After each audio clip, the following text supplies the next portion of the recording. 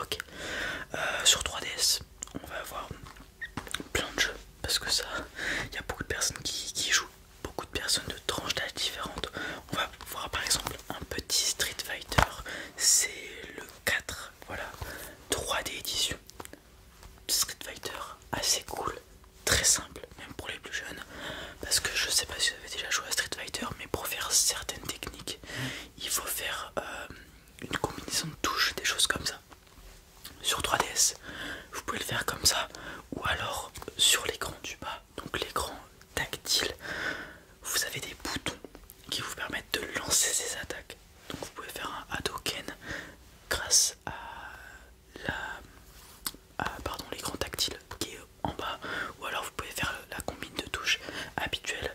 Vous avez plein de persos comme vous pouvez le voir, tous les récents.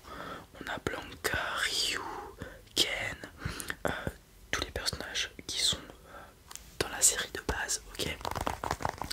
Vous pouvez faire des combats en ligne, très cool ça, et vous pouvez faire aussi des combats multijoueurs local. Je m'explique, si vous avez quelqu'un dans la pièce qui a aussi le jeu, vous pouvez vous affronter, ok, c'est très bien. Il y a aussi des sortes de, comment dire, de tournois, c'est peut-être pas le bon terme, mais le mode histoire vous permet en fait d'enchaîner les combats, et il faut gagner tous les combats en un coup, ok. C'est un bon jeu de combat, de simulation, et c'est un Street Fighter classique, ok. Sinon, vous l'aurez eu souvent, je vous l'ai déjà présenté. On a, vous vous souvenez, le Lego City que je vous ai présenté la dernière fois. On a le même sur 3DS, ok. Exactement le même, il n'y a rien qui change du tout. C'est les mêmes personnages, vous avez les mêmes options à l'intérieur. Donc vous pouvez faire tout ce que je vous ai déjà dit la dernière fois. Incarner différents personnages donc, que vous débloquerez au fur et à mesure. Conduire, faire des quêtes annexes, faire l'histoire de base, etc. Déconstruire et construire des choses en Lego. Ça c'est comme dans tous les jeux Lego, que ce soit Star Wars ou celui-ci, Lego City Undercover, où vous incarnez un policier. Voilà. Mais bon, on va faire l'impasse sur celui-ci parce que je vous l'ai déjà présenté la dernière fois, on va pas s'attarder du coup. Sinon, on va avoir un Mario 3D, cette fois-ci différent de celui de la Wii U. On est sur Super Mario 3D Land. Alors celui-ci est mieux que sur la Wii U. Pourquoi? Parce qu'une 3DS, comme son nom l'indique, il y a de la 3D, ok. Donc ils ont fait en sorte que la 3D de la DS, qui est pas utilisée du tout dans tous les jeux quasiment, puisse s'utiliser et être agréable à jouer et à regarder sur ce Mario. Vous n'êtes pas obligé de l'utiliser, ça fonctionne comme le Mario sur la Wii U. Vous avez cette notion de 3 dimensions, ok. Mais avec la 3D, ça, comment dire, ça augmente cette immersion 3D, ok. C'est la même chose, donc vous pouvez aussi vous transformer en petit Mario quand vous prenez des dégâts. Par contre, quand vous prenez des objets, vous montez.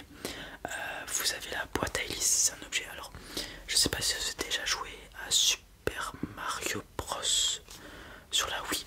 Il y a la petite hélice. Voilà, c'est la même chose que vous êtes en boîte. Vous avez le Mario Boomerang, très intéressant celui-ci. C'est comme dans Mario Kart, vous envoyez un boomerang et il revient vers vous. Vous avez le Mario Tanuki, celui qui peut planer, ok. La boule de feu classique, et comme vous l'avez, la 3D juste là. Voilà, et même le drapeau est en 3D aussi. Attention, pour l'avoir c'est plus dur, mais comme je l'ai dit la dernière fois, dès que vous êtes habitué à la 3D, c'est bon. Et puis, coup de pouce pour les plus novices de Mario. Des objets vous sont offerts quand vous n'arrivez pas à avancer. Dans le jeu, il y a une intelligence intégrée qui, lorsque vous galérez sur un niveau, comprend que vous galérez, vous offre des boosts au début, ok. Très bon Mario, différent des classiques en 2D.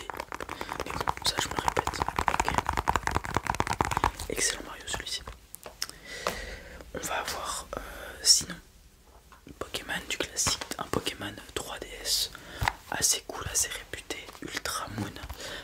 Donc dans celui-ci, vous êtes à Alola, une des dernières régions sorties avec les starters. C'est de 7ème génération. 7ème je pense. Vraiment une génération assez cool, vous pouvez voir l'évolution finale des starters. Ok, donc le Pokémon de type eau reprend une Otari, le Pokémon de type herbe reprend un hibou et le Pokémon de type feu reprend un chat. Ok, là c'est Ultra Moon, donc voilà votre Pokémon légendaire. Il y a aussi l'introduction des chimères, des ultra chimères si je dis pas de bêtises, une forme d'évolution un peu comme les évolutions Max, VMAX, tout ça. Ok, donc vraiment très cool, une région assez cool, vous êtes sur une île, il y a des Pokémon de région. Qu'est-ce que c'est? Par exemple vous voyez Coupix de base, il est rouge avec ces petites, il a je crois 3 queues, 6 queues, je sais plus, qui sont rouges. Et il y a un Coupix d'Alola qui est lui totalement l'inverse, qui est de type glace. Et il y a même un Venard d'Alola, ok. Donc ce sont des Pokémon de région, un peu comme les animaux de notre monde tout simplement, qui selon où ils habitent ont une différente évolution. C'est le même principe. Donc ça fait des Pokémon d'Alola. Il y a Smogo d'Alola, si je dis pas de bêtises. Non, c'est de Galar Smogo. Donc on a Coupix. On a plein d'autres Pokémon, je les ai pas en tête malheureusement. Mais voilà, très bon Pokémon. Voilà. Sinon, si vous voulez un Pokémon plus ancien, on peut avoir des jeux DS sur la 3DS qui est rétro-compatible. Ok, je vais vous présenter mon préféré, Pokémon version blanche 2.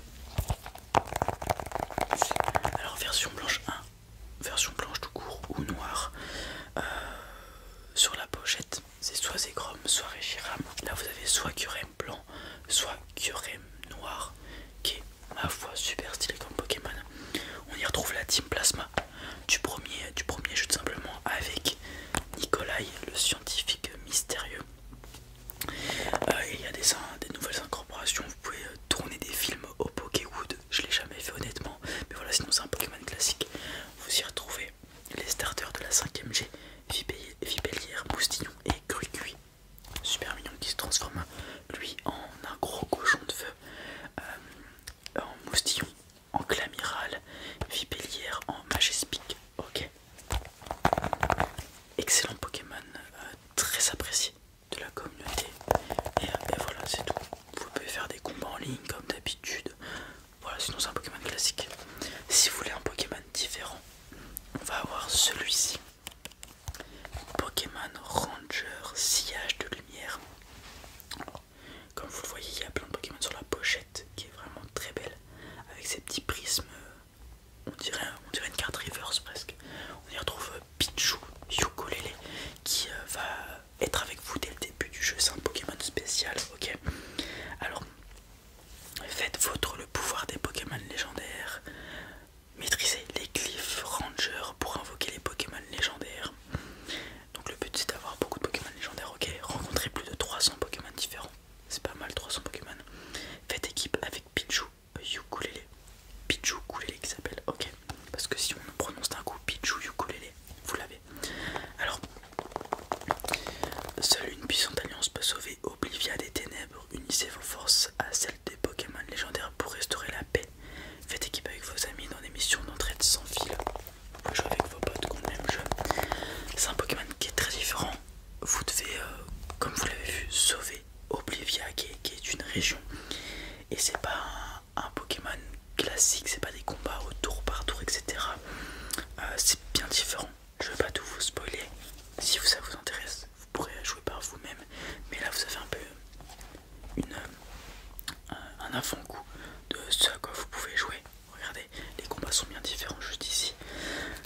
Honnêtement, j'y ai joué quand j'étais petit. Je me souviens plus vraiment du jeu. Je me souviens juste que c'est le seul Pokémon que je n'ai pas fini étant petit. Parce que vu qu'il est différent, il est un peu plus complexe. Et franchement, c'est cool. Il y a du challenge. C'est l'univers Pokémon, ça fait toujours plaisir. Voilà, très cool.